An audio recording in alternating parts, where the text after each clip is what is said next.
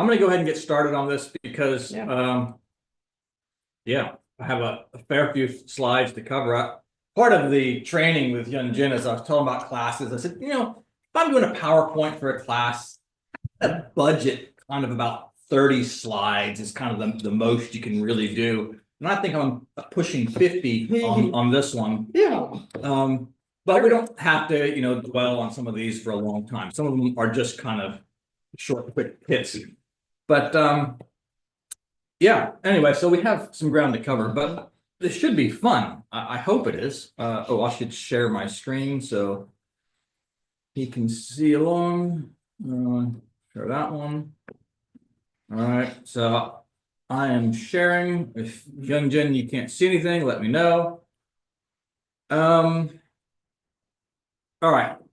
So one of the things I love about the writings is they're this kind of theory of everything. There's nothing that exists that the writings don't have some sort of touchstone on.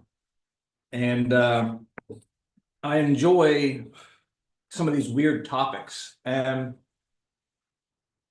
the writings, well, does anybody know what the writings say about demonic possession? Do you have any sort of, baseline as to what? That's not good.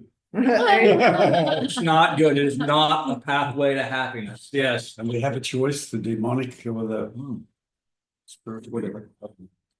I think we've spoken about it. I think we're all possessed by some bloody. Oh, and I always tell people I can name them demons. And what do you mean? I said, no, the demon of anger. Yeah. The demon of being feeling sorry for myself. They're all demons, mate. They're all demons. Yep. They got names. So I've come across some books in the last year or so about possession and exorcism, and I have read them. Out in the book library out the street. Yeah. Yeah. I Wondered how long it'd take you to find one.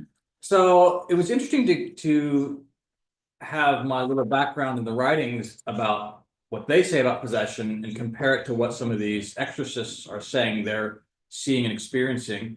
And of course, in the modern world being what it is, there are a number of YouTube channels that talk about this stuff too. And where these Catholic priests who are exorcists get on there and they have their little spiel.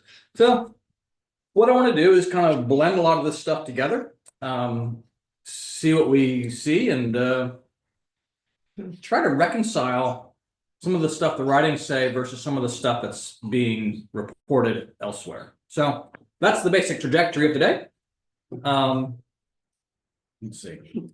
We have this reading from Gospel of Matthew to kind of start us off because, well, we have the demon-possessed boy in the scripture. Lord, have mercy on my son. He has seizures and is suffering greatly. He often falls into fire or into the water. I brought him to your disciples, but they could not heal him. You unbelieving and perverse generation, Jesus replied, how long shall I stay with you? How long shall I put up with you? Bring the boy here to me. Jesus rebuked the demon, and it came out of the boy, and he was healed at that moment. So, New Testament, we have a very clear example of demon possession.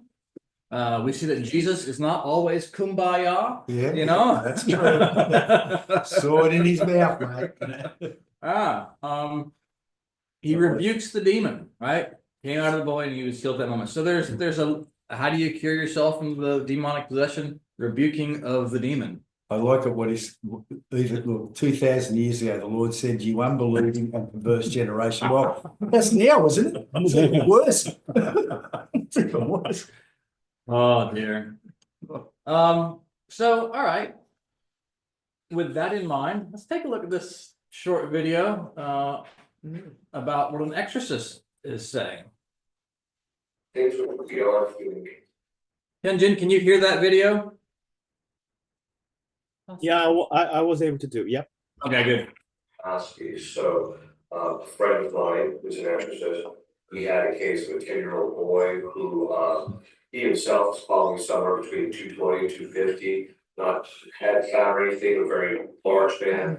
One of his assistants was another large man, probably about the same weight, who was a police officer. And this 10-year-old boy grabbed them both and lifted them both straight off the ground. Wow. So obviously this isn't something that normally would occur. Another, the most common kind of thing you'll see, is what I call morphing, which is where the person will actually change shape. We're not talking about fake faces or contorting a little bit. We're talking about changing shape. So in one case, the person would actually change, and his face would change into a wolf. It'd be literally look like a wolf. Another case I assisted at where the woman was possessed by Lucifer, she changed into her face would change into a rat, or but it's or one of the cases that I've dealt with, which has Beelzebub in it, he always manifests the same way when he changes shape. His jaw gets large, his head up and head down, the eyes come close together, he immediately change color. And so this is not something that's, it looks like a physiological, structural change, it's not something that people can do themselves. That's the most common kind of manifestation. You'll see, those can go to be very subtle.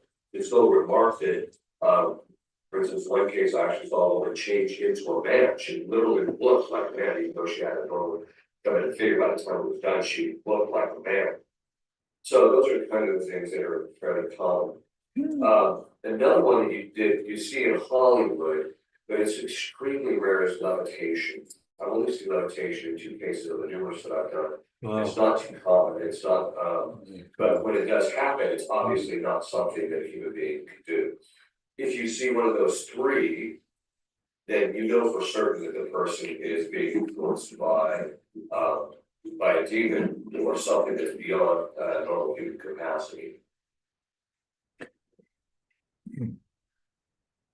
So, yeah, you've got 3 things there, right? Superhuman strength, physical transformation, and levitation were his 3 pillars of something's not right. You know, when a 10-year-old boy is lifting up grown adults, you know, 2 of them, that's Yeah. not normal. No, certainly not. So those kind of videos got me into finding this book. An exorcist tells his story. This seems to be like the standard entry into this area. Now, this is the book that people are reading and talking about. It's interesting. He says some of the same things that the video said, but I want to start with this one where he talks also about signs of possession. And it reads a lot like a Swedenborg memorable relation. So, you know, why don't we take turns reading this little story around? Jen, would you be willing to start? I would. Possession is also evidenced by some profound answers, especially when given by children. Father Candido asked an 11-year-old boy some tough questions after he became convinced of the presence of a demon. He asked, "On Earth, there are many great scientists, some very fine intellects, who deny the existence of God and your existence. What do you say to that?" And the boy immediately answered, "These are not fine intellects, they are very fine mediocrity." And Father Candido added, referring to the demons, "There are others who knowingly deny God with their will. What do you call these?" The small possessed boy jumped up in a fury. "Be careful. Remember that we wanted to reclaim our freedom even before him. We told him no forever." That's really powerful right there. We told him no forever because we're going to reclaim our freedom. Father Candido, did you want to say something? No, I'm just thinking, putting it in the context of just before Jesus came and how it was all dark and, you know, evil was oppressing and they wanted their freedom. Yeah, anyway, and then he came and repressed them. Anyway, sorry, go ahead. Father Candido continued, "Explain to me what is the meaning of reclaiming your freedom before God when you are nothing if you are separated from him, just as I am nothing. It is as though in the number 10, the 0 wanted to be separated from the number 1. What would it become? What would it accomplish? I command you in the name of God. Tell me what you achieved that is positive. Come on, speak. Oh, that's incredible. I thought it was kind of interesting analogy, you know, separating 1 from 0 and the number 10, but all right. The demon, full of anger and fear, would twist, drool, and sob in a horrible way, a way not possible for an 11-year-old, and say, "Do not test me like this, do not test me like this." Many ask how we can be sure of speaking with demons. In a case like this, there is no doubt.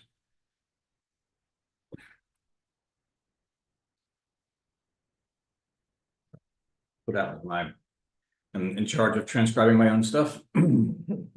So, yeah.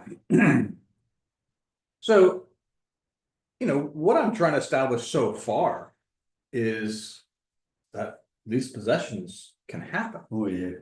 And what I find interesting about this one and the guy in the video who's talking, like, he had a 10-year-old boy. This is an 11-year-old boy. And to me, that says a lot. That, like, I can get it if it happens to an adult, because it would seem that we could give ourselves over to that. But at 10 and 11-year-olds, you know, what it feels like that would be beyond their responsibility and their ability to let that happen. You know, we obviously don't know the stories of these kids. This is what their family life was like, what they were taught and stuff like that. But They might be brats, but they're not. right. Yeah, they don't own their evil. Yeah. So you'd think there'd be some inherent protections for kids like that, but this kind of says maybe not. Yeah. On to the next one. It's let's Signs of possession. A demented person in an insane asylum can be immobilized with a straitjacket. A person possessed by demons cannot be immobilized, can even break iron chains, as a man from Garassa did in the gospel.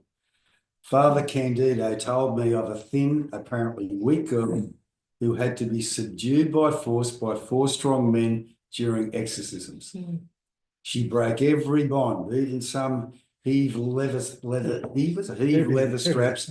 with which they tried to tie her down. Once, when she was tied with the strong ropes to an iron bed, she broke some of the iron rods and folded the others at a right angle. Man, look at that. That's incredible. Yeah. Samson, doesn't it? Yeah. exactly. Yeah, but God gave him that strength. Well, so they were led to believe. Well, yes, well, right. But if it's in the Bible, Yes. I believe it. Yeah, all right. So again, this goes back to the earlier example, superhuman strength. And so this the author has some stories like this. And one of the things that he says, and that's to be the next slide, is what the goal of the devil is. And I thought it was super powerful what he says. I mean, so before we go to that, though, like, you know, with all your new churchness that you've been around for so long, you know, what do you have in your mind as the goal of the devil? To corrupt us and to get him into hell with him. Okay. Yeah. To control. Yeah, Control us. Yeah. Yeah. to separate us from the Lord. Yes. Main one. Yep. Yep. That's kind of all along the lines that I was thinking as well. There's a line we'll see later where, you know, Swedenborg talks about the devil see us as vile slaves. But I like what this guy says, because it kind of it's a perspective that I don't think we quite get from the writings, even though I think the writings agree with it. Satan's true goal is not to make you suffer or harm you. He does not seek our pain, but something more. He wants our defeated soul to say, enough. I am defeated. I am a piece of clay in the hands of the devil. God cannot liberate me. Mm. God forgets his children if he allows such suffering. God does not love me. Evil is greater than he is. Mm. This is the true victory of evil. Mhm. And No. We won't say that. I just look at that and I go, yeah, you know, I am defeated. I am defeated. And like this ties in so nicely with my kind of final four sermons of the power of the word, and you know, is the Lord's arm too short, and what we're going to do the next couple of weeks. Trying to help people not get to this place where they give up, where you see your evils and you know where you need to do better at, and you don't just roll over and say, oh, I've struggled with this for however long, I can't change, right? That's what the devil wants. I can't change. I am defeated. This is who I am. I'm a piece of clay in the hands of the devil. God cannot liberate me. Could a 10 or 11-year-old think like that? No, I don't think an 11-year-old can. I think you'll see that those 11-year-olds probably don't even know what's happening to them. Right. So that's where my brain's going, is wondering how cognizant people are when this possession is happening, because I would imagine they're not very. And as an aside or a tangent, I wonder, about their welfare going forward. Like, these children, are they negatively, like, do their lives go to crap because they've been possessed once or twice or whatever on account, do you know what I mean? Or do they just go about living their lives and things are fine except for that? Yeah, that I'm curious about. Well, the first part of your question was about, do they know? Right. And in both the books I read, the guys were clear that some don't and some do. They like, some people, they come out of the possession and they don't know what happened. Others, it's almost as if it's the dual personality where the person's in the background seeing what's happening. Okay. But they don't have Yeah. control. They've lost control over what is happening. Mhm. So it's depends is the answer on that one. And I wonder how this relates as well to things like depression. And, I can totally imagine feeling like God doesn't care about me, God's forgotten me. But being in one's right mind, as it were, not being possessed, like actually thinking that, remembering having said that. So what is that possession? But, in a mild way kind of thing. I wonder where that's going. I will ask you to hold that thought. Yeah, okay. Glad you asked, hold it. Yep. We will come back to that. Excellent, okay. Oh yeah. Wait, let me back. So this is what I'm supposed to be doing, the proper slideshow. So the idea here is these are things that the exorcists call extraordinary satanic activity, right? This is not normal stuff that we're talking about so far. And one of the things that the exorcists talk about is how they have to be super skeptics. Like, they have to be the most skeptical person in the room. That way, if someone, for example, as Jen's saying, is depressed, they refer them to a psychiatrist, not to an exorcist. So their job is to be completely opposed to it and only exposing where something extraordinary truly is happening. And what they say is, well, how does this happen? One example is with God's permission. This would be an external action of the devil that is not the fault of the afflicted person, kind of like what we're saying about with these kids. Good example of that scripturally is Job, right? Job didn't do anything wrong, the devil just comes along and does his thing. Not Job's fault. Another way we fall prey to it is as innocent victims of an evil spell.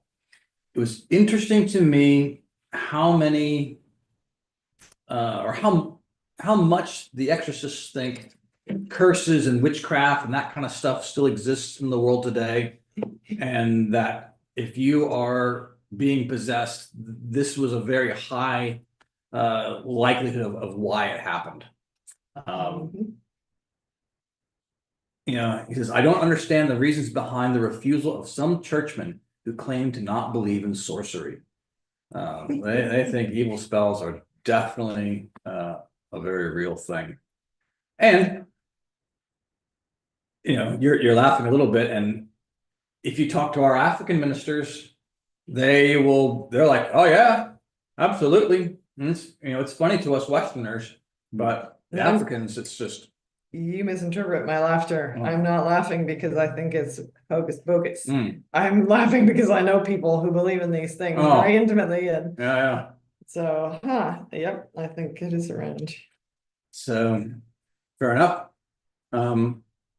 Due to a grave and hardened sinful condition. So the root cause is a lack of faith, more common as we become more secular and materialistic. So as we separate ourselves from faith, the more likely we are to be possessed, is their thing. And this last one, through association with evil people or places. I wrote about this in the newsletter earlier this year about, you know, there's the Holy Land cursed, you know, and the idea was that so much evil has been done on this land over the course of centuries. Oh, yeah. That is that why these evil things keep happening there? Because it's just this association and people are being manipulated by the evil that's been unleashed there. You know, I can't obviously prove that, but I think it's an interesting idea. So here's another example of possession, and this one's a good one. It's a haunted house. For free.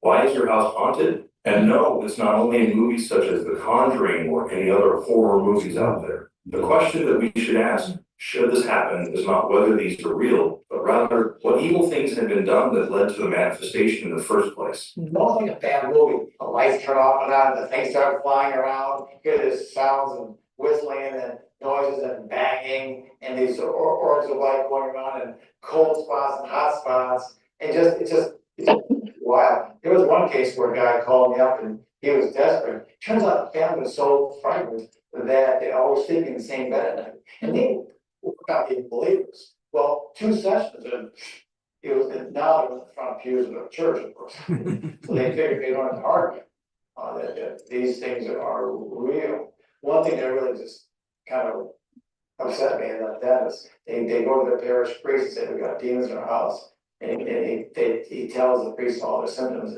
and the priest asks them if they have mice. Oh. You know, it's like mice, yeah, bang, every day, the opposite, ridiculous. You know, there are real infestations, and typically because some very evil things have been done in the house. Don't do evil in your house. Yep. Go do it somewhere else. That's why I think it's good on your house that you've got it there. For me, my house, we worship the Lord. You know, is it really? We don't, but because when we were kids, we were terrified to go past particular houses that were abandoned. We never went in there, or that would be, this ghost in there and there, so because no one lived there. Well, like to me, this is kind of like, I know it's an extreme situation where the house has got things flying around and whatnot, but like we've been to graveyards and been to creepy places where we just get there and go, oh, you know, something's not right about this place. And you know, this is what it is, right? There's something there. You know, there's this correspondence of the spiritual to the natural, and if you have death and decay, as you would in, like, you know, Swedenborg says swamps and outhouses and cemeteries, you know, things like that. Guess what that, you know, attracts into itself. Not good things. I don't know about you, Todd, but this reminds me of the house we were looking at with baby Zach. And want you to tell it because I don't remember it as well, just how, so we were looking for a house to rent. Yeah, yeah, and obviously we had a budget, and so we couldn't rent whatever we wanted, and we looked at these different places, and usually Zach would get into this new house. And so he was a year. No, One it's- and two-ish, I guess. Okay. Yeah, Couldn't remember. and happy boy, walk around, do all this stuff, and all good. We get to this one place, and he's just clinging to my leg. Oh, He really? he would not explore. Yeah. He's just, and like I was noticing it myself. This place, it was an older house. It was a fixer-upper, right? So there was lots wrong with it physically, but there was just something about it that I was like, oh, this ain't right. And just seeing the way he reacted as far as like, oh, you're getting this too. That there's Oh. something not clean here. And yeah, I was like, no, we're not renting this place. And then we got to the place we ended up renting, and yeah, he was just back to his normal self, running around, having a good time. I was like, yeah. Wow. Did he remember that particular? No, thank God for that. Well, yeah.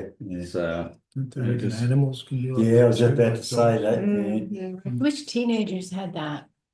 yeah. So should we go into this house party or should we go? to Right. Or should we just maybe not do that one?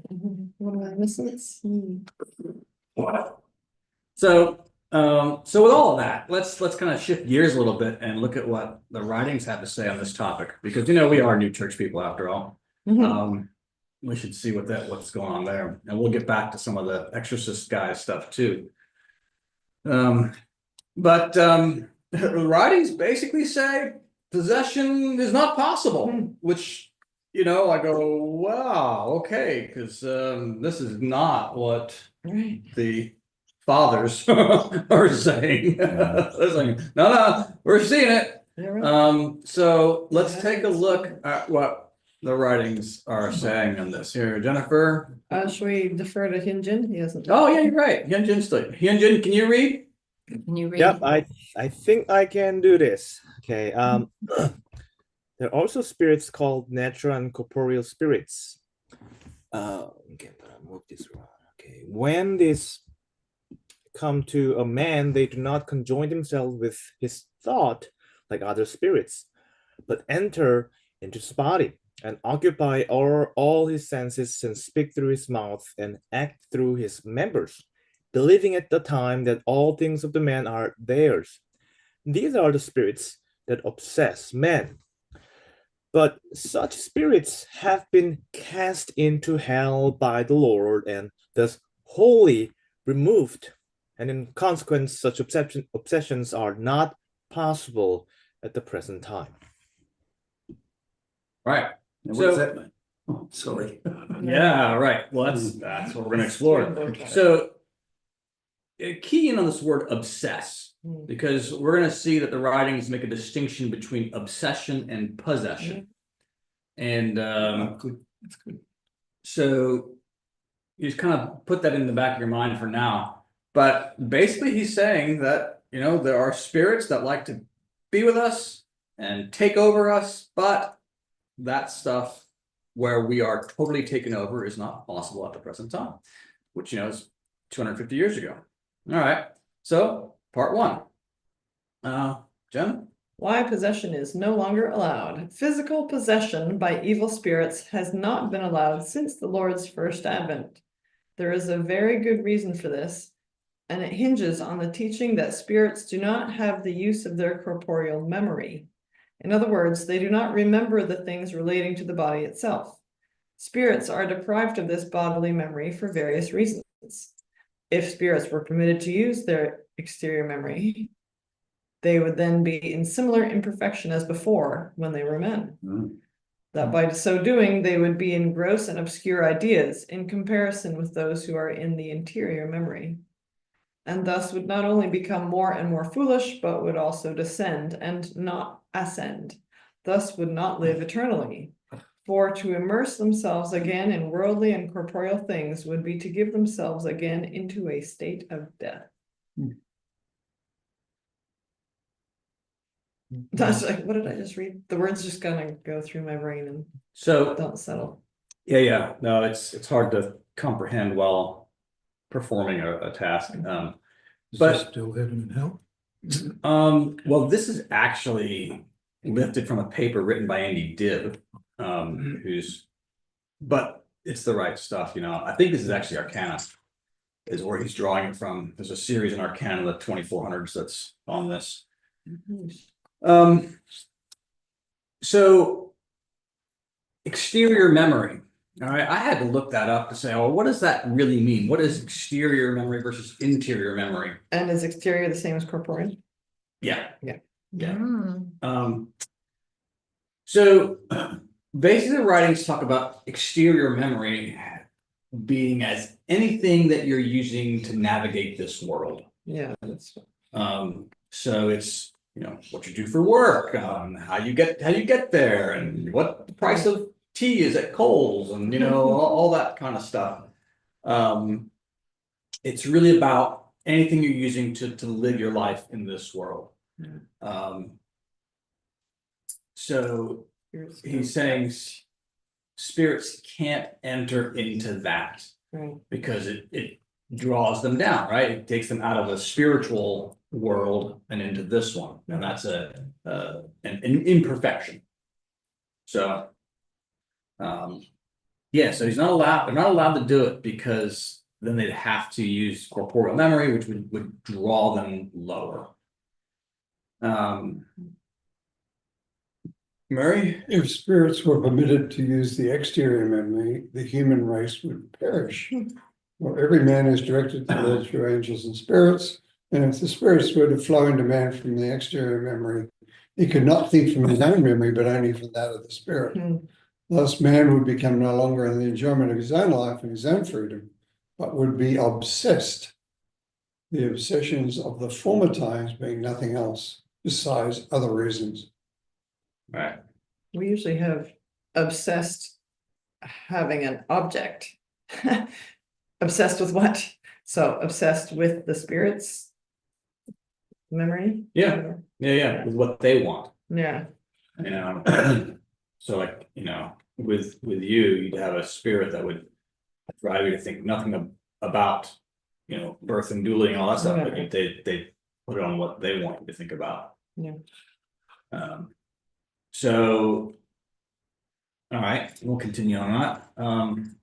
Spirits do not enjoy a corporeal memory, but put on that of man. For were spirits to retain their corporeal memory, they would be so far obsess man that he would have no more self-control or be in the enjoyment of his own life than one actually obsessed. This is the cause also that it is not permitted a spirit to usurp a corporeal memory, for thus the human race would perish. All right. So, So far, okay. spirits put on a corporeal memory of a living person. Is that what they're saying? yep. So spirit comes in, takes over your body, and now has control of your memory and the part of your mind that navigates this world. So they're saying that can happen. No, they're saying the Lord has prevented that from happening, because if it did happen, you would Okay. lose your freedom of life. Yeah. No, like the first line, they do not enjoy corporeal memory. Okay, they don't have this corporeal memory, but put on that of man. Yeah. In what case do they put on So it's this memory of a person? my understanding. What he's saying is that the spirits are connected to us. You have Yeah. associate spirits and stuff like that. They have kind of a connection to you, so that they have a corporeal memory. They still have it. They just can't access it as if it's theirs, right? They can't take control of it. So it's kind of like how the spiritual world needs this world as a footstool, even though they're not really inhabiting it. It's part of what kind of completes their existence. So they're not permitted to usurp the memory, but they still have some sort of connection to you, and therefore have one. So I would even go so far as to say they have a connection with us, but only through our corporeal memory. Like you say, you were just saying, therefore have one. Well, no, they don't access their own. They only access ours. Right. Yeah. Yep. Yeah, okay, so, continue on. So, Ralph. Bad outcomes still possible. The heavenly doctrines give us a warning that even though possession has ceased, obsession is very common. Very many people are under their control at the present day, for at the present day, interior obsession takes place. okay. So this is what I have picked up over the years from other general church ministers and religion classes and whatnot, is that this idea that no, they can't possess you, like they used to. You don't have like that story we opened with in the Bible where little boys, demon possessed, but they can make a mess of your brain and your mind, right? They can still do that. Yep. But when I read these books about the exorcists, I'm going, well, one of the things that I question is, well, how do I reconcile this? That there's how do you make sense of what these exorcists are seeing? I don't believe they're making it up. So you're telling me that's not possession when a 10-year-old boy picks up a 200-pound guy? Yeah. You tell me it's not possession when the house has stuff flying around in it? Now you can say that's a possession of a place, not a person, so it's different. Okay. But he talked about that woman, who had superhuman strength and was breaking, bending iron rods. It's like, well, what gives? What do you do when somebody's levitating? Tell me you're not possessed. So let's take a look at this obsession versus possession argument in the writings and see if this helps us square things up. That's what I'm looking. The possessed of the Gospels were simply taken over by evil spirits, even to the flesh of their bodies. People of our times who are obsessed have some responsibility in the matter. Okay, I agree with that, but is that still answering our a question about how this stuff happens? So this is what this is Andy Dibb, dean of the theological school, right? He's supposed to be real smart. This is stuff from his paper of obsession versus possession. So let's talk about what normal satanic activity is. We looked at extraordinary. What's the normal satanic activity? Cliff? As for temptations themselves, they are going on while a person is in the actual process of being regenerated. For no one can be regenerated unless he also undergoes temptations. And the evil spirits around him are the means through which those temptations are brought about. In temptation, the person is brought into a state in which the evil that possesses him, that is, possesses his own essential self, is dominant. Once he enters this state, evil and hellish spirits surround him. And when they realize that inwardly he is protected by angels, those evil spirits reactivate the false ideas he has been previously contemplated and the evil deeds he has committed. But the angels defend him from within. All right. So, there he says right there. Possesses his own essential self. Now, one of the things you'll learn in studying the writings is that Swedenborg is not they call a terminologist.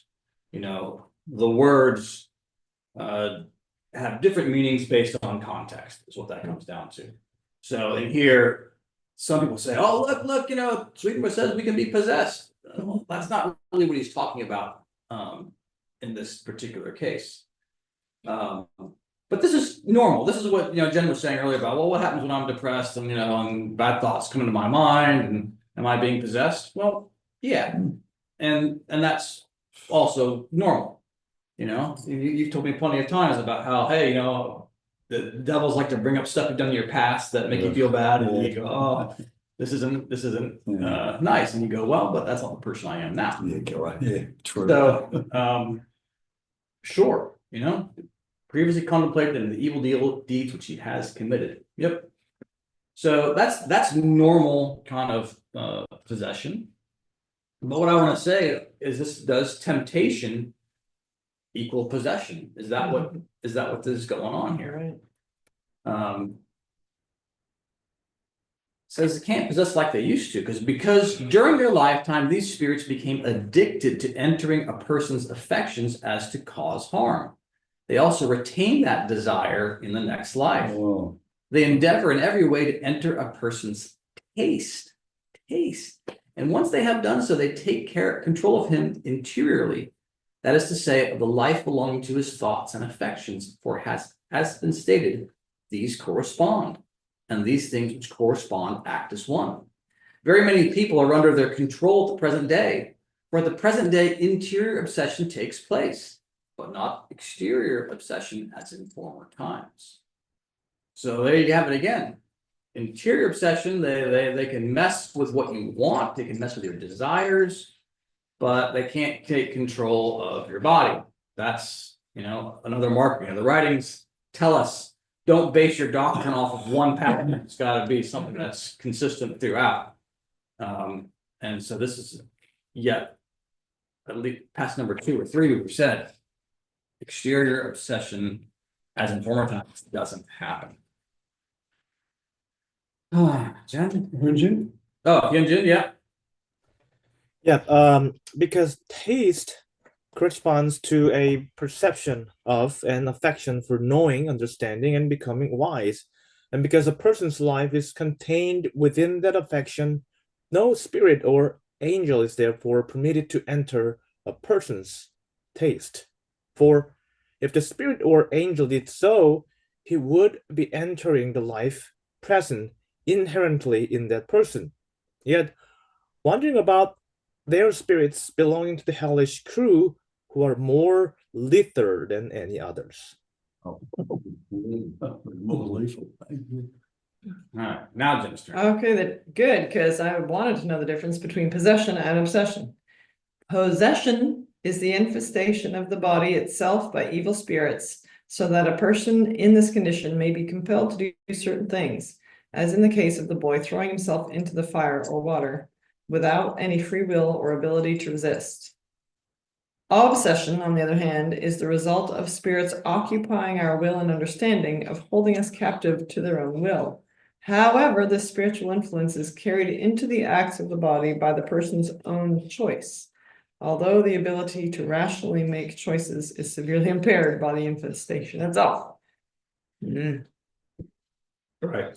And that's, you get to this difficult space, right, of at what point is someone not responsible? It's the addict, he's cocaine, marijuana, whatever your drug of choice is, right? The first time they take it, it's free will, right? Yep, I can do it, I can whatever. I can not But do it. right.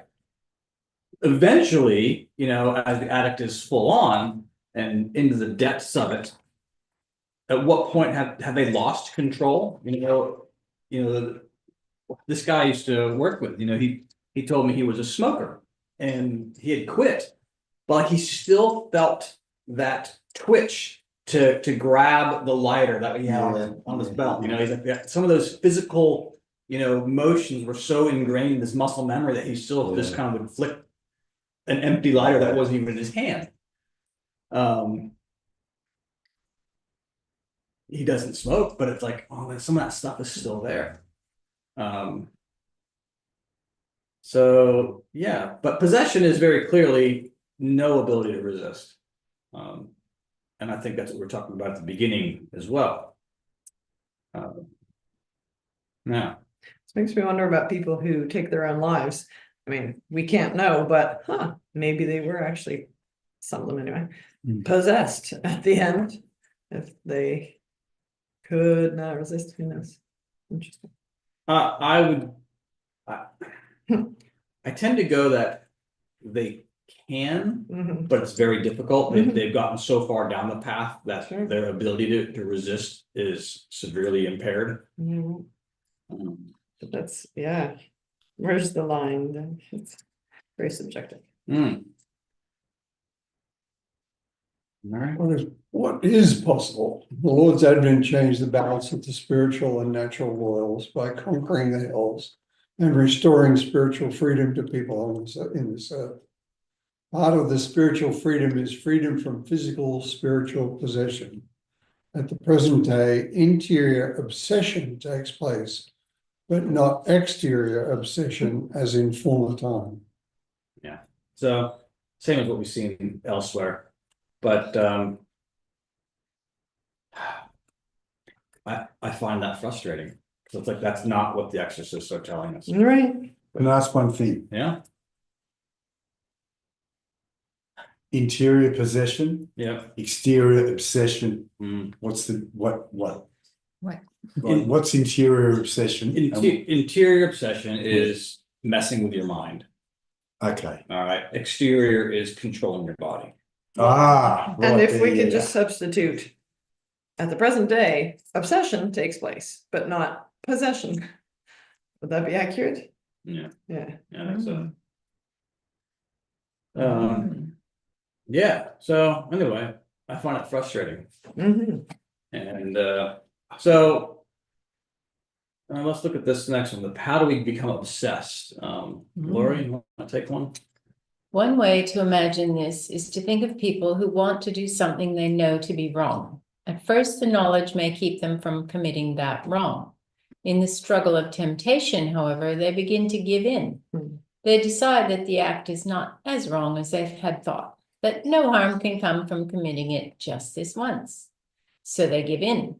In the next battle, the capitulation is easier, quicker, and so it continues until they no longer think at all of the truths that had once held them in check. In this state, they are under the control of their evil associate spirits who flow unimpeded into their will and understanding, controlling, manipulating, and dominating those people. They are obsessed. It is sobering to think that they would not be in that state, however, if they had hung on to their principles. Part of the responsibility rests with them. And choice. I should think a lot of the responsibility rests with them. Yeah. It's, yeah, just think of it like, okay, so we can think of the big bad things, the murdering or the whatever, adulterating, whatever. But if we even just bring it down to snapping at people Your kind of husband, thing. maybe. Yeah. Yeah. Like, I might have, I'm sure when we were dating, I wouldn't snap at you the same way as I do now, like. Yeah. Yeah. It's look at what I like about the idea of the responsibility resting with the individual is that there's the power to change. Yeah. If you just play the victim card, oh, there's nothing I can do. Well, then how can you be a better version of yourself? You can't, because you're the victim. Versus if you say, oh, no, this is something that I have cultivated in my life. Well, that means that I can change it. And therefore I don't have to be this way. That to me is the power in it. There are a couple of cases in the news in the last week, and there was a guy who stabbed a paramedic multiple times, and the guy went on a rampage in Westfield, Bondi, stabbing people, or even the one in China that killed 35 people driving around and running over people. Oh, I didn't hear about that one. Yeah, his wife divorced him. But they were doing their Tai Chi in the square. He just killed 35 people. Wow. Was this recent? Yeah, the other Yesterday. day, yesterday. Yesterday. Happens there too, happens there. Oh, his wife divorced him, so what does he do? I'll go down to there and I'll run into her. So the guy in Bondi, they put him on medication, and they decided to reduce the medication and to wean him off the medication, and then he just didn't work. Broke and just went on a rampage. The guy that stabbed the paramedic was found not guilty by means of because he was mentally unwell. But so it's got to be put away so he doesn't do it again. Yeah, I mean, the tendency these days is to let people out of the mental institutions with medication to Right. somehow control them. But you've got no control over whether they take their medication. So, Yeah. Well, and even the pharmaceutical companies that make these meds say that, you know, homicidal tendencies is a side effect. You know, it's rare, but like, if it's one of those things where say it's 1 in a million. Yeah. And you've got 10 million people on there, guess what? You've got 10 people who are gonna likely to do this. So I do think some of these meds have benefits for many people, but they're just the numbers, like, you know, getting struck by lightning is a very low odds of probability. But it's gonna happen to somebody, right? And it's the same thing, I think, with these meds, you know, it's there are these real side effects that are unpleasant. When you put millions of people on. I think Lori did that last Oh, one. me? Those lethal spirits attempt above all to dissolve all internal restraints, which are the affections for what is good and true, right and fair, fear of God's law, and a sense of shame at doing harm to society and one's country. Once those internal restraints have been dissolved, a person is obsessed by spirits of this kind.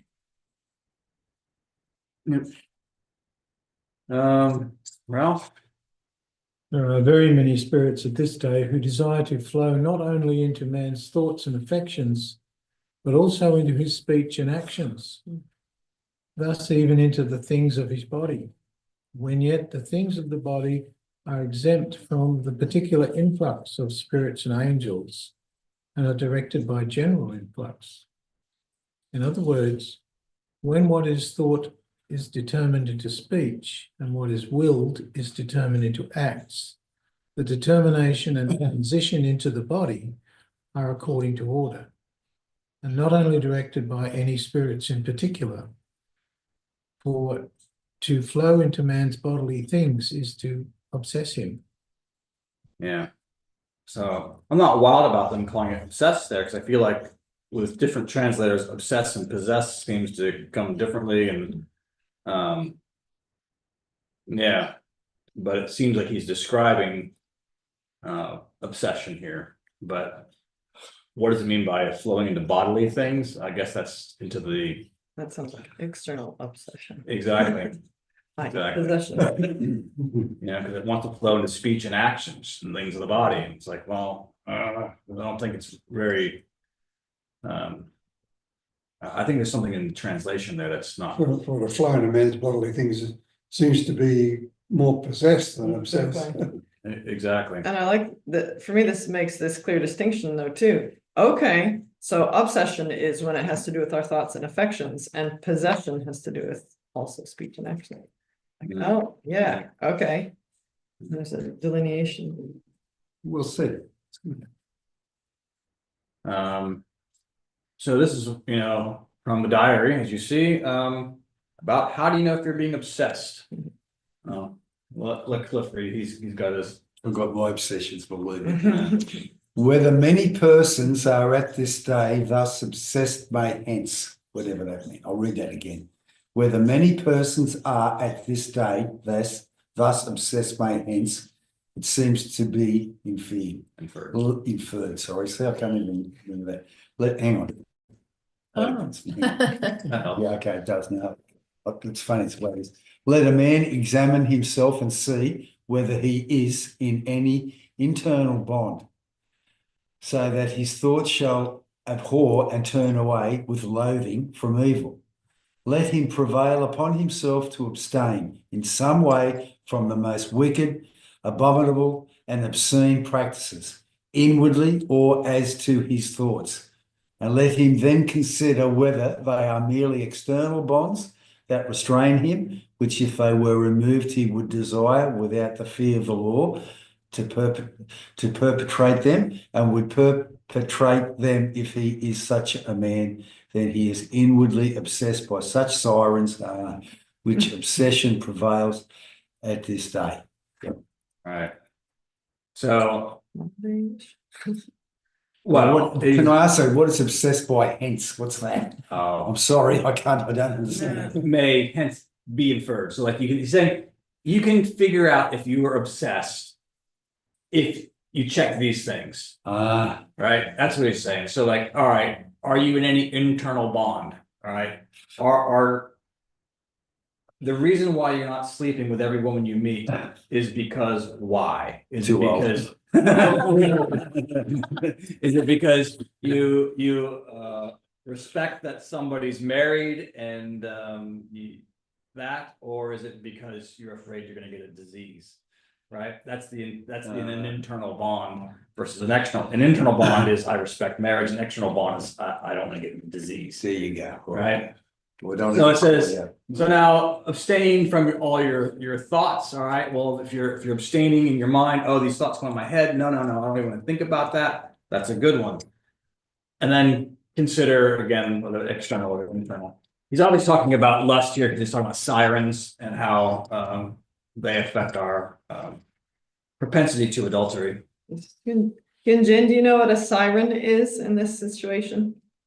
Yep, Okay, Yep. oh, that's true. You have studied. Never mind. a little bit. Yeah.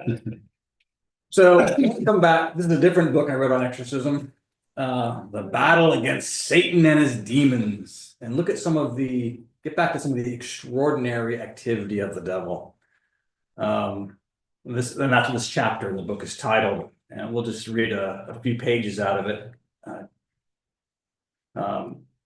We're looking at how the devil distances us from God. And in this chapter, he says, well, there's these 4 different ways: infestation, vexation, obsession, and possession. So notice that in The Exorcist, they delineate as well between obsession, even though I can't spell it properly. I was gonna apparently. say, all the other obsessions had more S's. Yeah. You can't spell that. Yeah, I can't, clearly that's where I'm transcribing.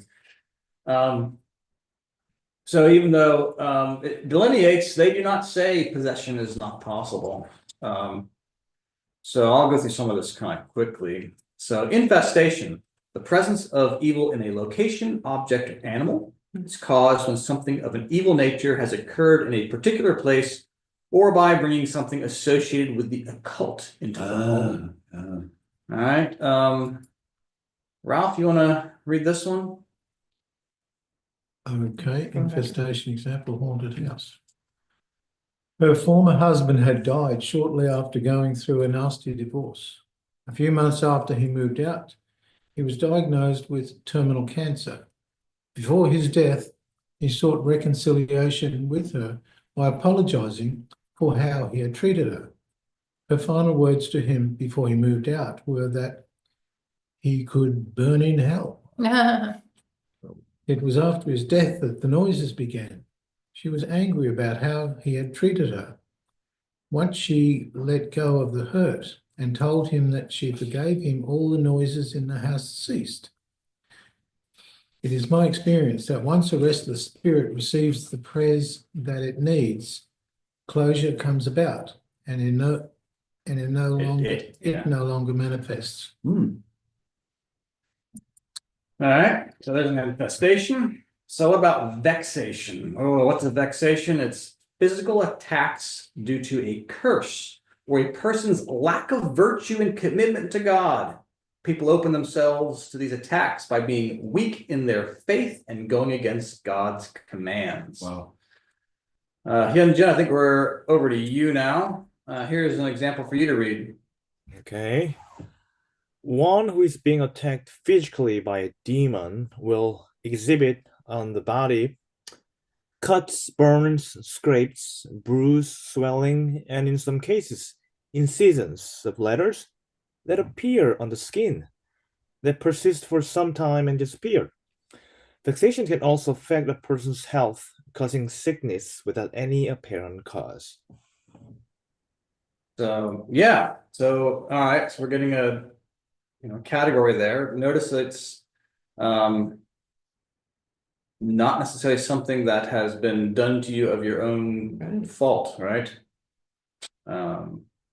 This I think of as like a Job example. But I don't know if you also remember, what was her name?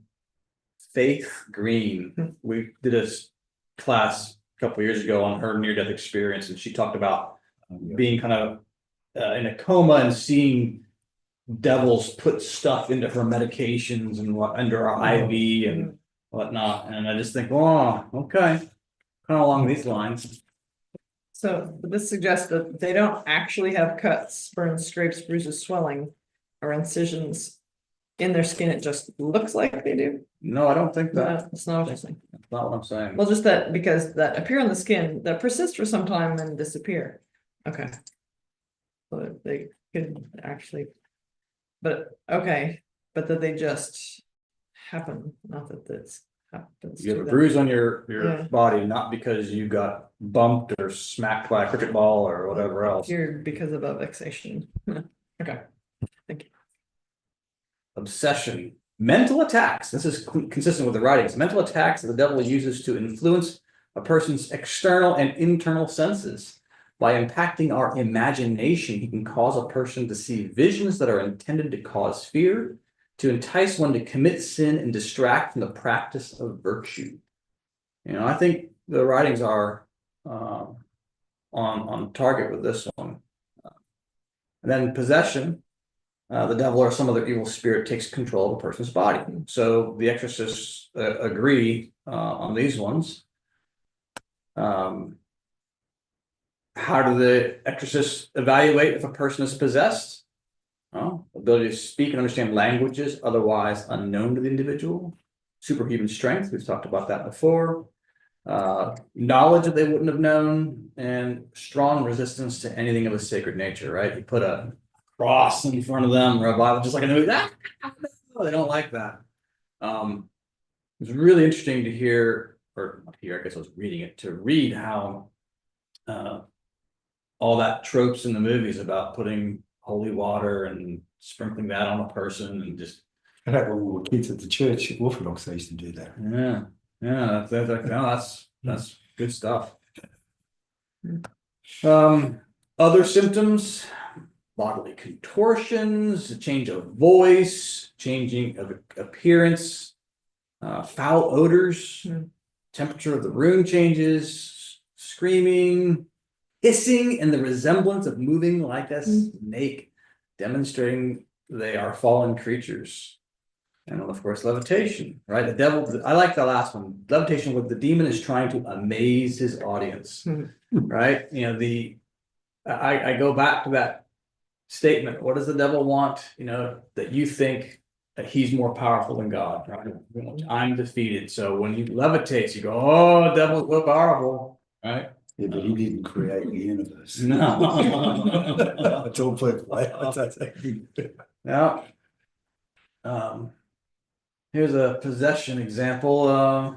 You want to read this one? I still recall the first exorcism that I was able to witness. Sitting in a small room at a church in Rome with the afflicted person and their spouse, the priest training me came in and placed a roll of paper towels on a table and tied a plastic grocery bag to a wall radiator. He made the sign of the cross and blessed the person. Immediately their eyes rolled in the back of their head. They began foaming at the mouth and uttering blasphemies against God and the exorcist. Without even a slight trace of fear, the exorcist grabbed a paper towel, wiped off the person's mouth, and placed the towel in the bag. As the demon laughed hysterically and began to levitate, the priest put his hand on the person's head and pushed the manifesting demon back into the chair, all the while never pausing with the exorcism prayers of the church. I thought, what has my bishop gotten me into? Right. So once again, you know, the exorcist has to be the skeptic. Has to be the skeptic.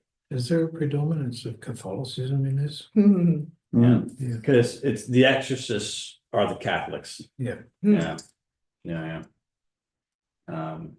So we'll finish with this last few slides. Some of this is going to be kind of obvious. So we've talked about that they are doing this. Why do they want to do this? Well, Murray. With every evil spirit, there's the will to be the lord of others, and within some to be the lords of the universe. Hence they are stupid. And so one is easily coerced by another. Each one of them wishes to subject man to himself as a most vile slave. Therefore, if God Messiah did not rule all men, being obsessed with what once perished. Here's a short video. Goes with this. We have some stories about hell that, because they are taken from private revelations or experiences, do not bind the faithful, but nevertheless have a notable value. I have spoken on more occasions in my books and in my interviews of the experience of Saint Faustina, who in her diary writes of her spiritual journey to hell. Stories and visions like these have to make us reflect. For this reason, pray and offer sacrifices. Too many souls go to hell because there is no one to pray and offer sacrifices for them. Being in the kingdom of hate, damned souls are subjected to the torment of the demons and to the sufferings they reciprocally inflict on one another. In the course of my exorcisms, I have understood that there is a hierarchy of demons, just as there is with angels. More than once I have found myself involved with demons who were possessing a person and who demonstrated a terror toward their leaders. One day, after having done many exorcisms on a poor woman, I asked the minor demon who was possessing her why he doesn't go away, to which he replied, "Because if I go away from here, my leader will punish me." There exists in hell a subjugation dictated by terror and hatred. This is the abysmal contrast with paradise, the place where everyone loves one another, and where, if a soul sees someone holier, that soul is immensely happy because of the benefit it receives from the happiness of another. Some say that hell is empty. The response to this affirmation is found in chapter 25 of Matthew's Gospel, where it speaks of the last judgment. The upright will go to eternal life, and the others, the cursed, will go to the eternal fire. We can certainly hope that hell, we have some stories about it. So the thing I really want you to pick up out of that one is, why did he do it? Because if I don't, my leader will punish me. Yeah. Right? There's this hierarchy he's talking about, and we talked about, well, they see you as a slave. Okay, that's one reason why they do it, but they also do it, some of them, because they have to. They are slaves. Yeah, that's exactly right. Exactly right. We have some. Wait, what the Lord? There are spirits who in the life of the body so love the world as to make it paramount to everything else, and at the same time were bent upon ruling over others, placing in this the delight of their life and retaining it to their dying day.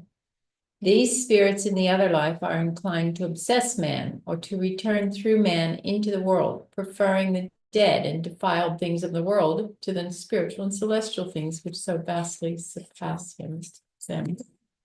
So yeah, the more you're focused on this world, the more desire you have to come back. And how do you come back? You have to attach yourself to someone. If you don't have the exterior memory anymore, you've got to possess someone in order to have that and have access to all those things. Wow. Yeah. Next one, Ralph. The obsession with the world means that these spirits believe that upon dying, they will lose all the delightful things in their lives at death. So they are horrified at the thought of dying. Once in the spiritual world, the only way they can cling to the natural world is through the affections and thoughts of those in the natural world who are in similar loves. To protect people, these spirits are sent as far from people as possible. There's some near-death experiences that talk about this kind of dynamic as well, where the person's died and they'll look around the world and they'll see, oh, look, there are people who are just trying to continue their life here. They've died, and yet they still want to run their business or do whatever it was that they were doing before. They were so obsessed with it. So that's why they want to possess. Cliff? Obsessed with the world. Evil spirits long for nothing more eagerly than to completely control an earthly human, both the inward regions and most of all the body.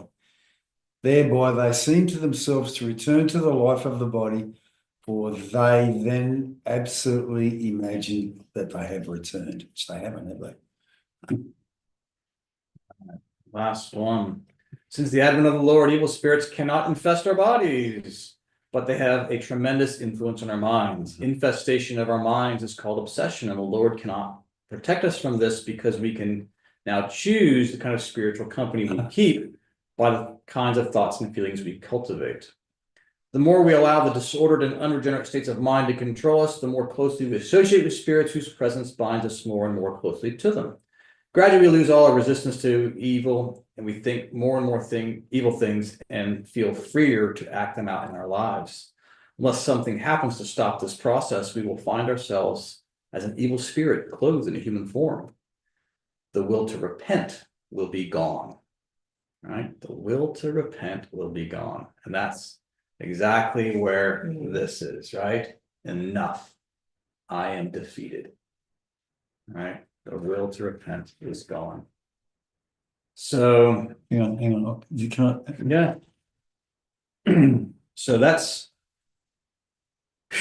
There it is, yep. that's That's in a nutshell, isn't it? really? everything right there.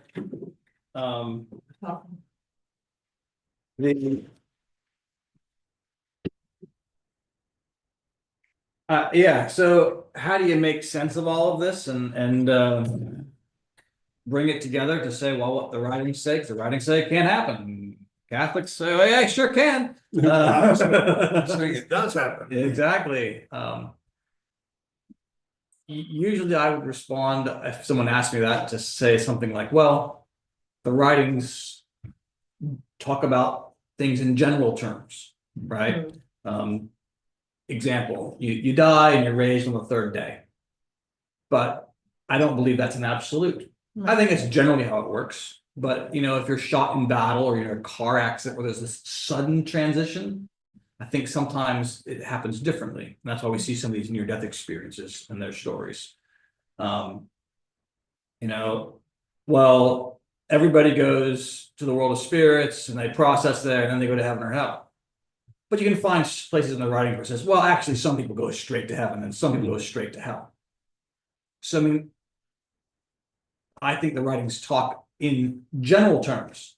People are not possessed this day like they used to be. Okay. It doesn't exclude the rare occasion where it does happen. The writings say we can't speak with spirits. Well, except on rare occasion. They actually they'll use that phrase, except in rare circumstances. And so, well, what does rare mean? I mean, in my world, a rare car is a Ferrari 250 GT. It doesn't mean that they don't exist. It means you don't see. Good point.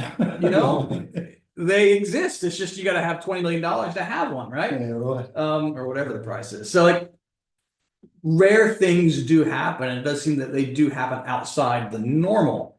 So, in the writing say people aren't possessed these days like they used to be. I think perhaps some of the implication is that it wasn't a rare event back then. It was much more common to have a boy possessed and whatnot. I think we can clearly see that it can happen, but it's Ferrari 250 GT rare, that just doesn't happen that often. And the exorcist guy was saying that he determines that about 1 in every 5,000 inquiries is a legitimate case of possession. Yeah. 5,000. 5,000. So I don't know how precise he's being with his numbers, if he's just being, Yeah.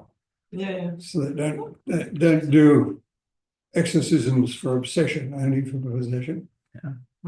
Well, you got a psychologist for obsessions. Yeah, right. Which is true. well, Because when I went to my doctor and I spoke about, because I was suffering a bit of depression a few years ago and anxiety, and when I spoke about Todd on my minister said this, he goes, Cliff, look, you've got to speak to your minister about that part. That's it. I said, well, what, you're forgetting this part? I mean, this is human, but can you sort of mean? He didn't want to know, he was materialist. No, this is, it's a good point you made, actually. So yeah, anyway,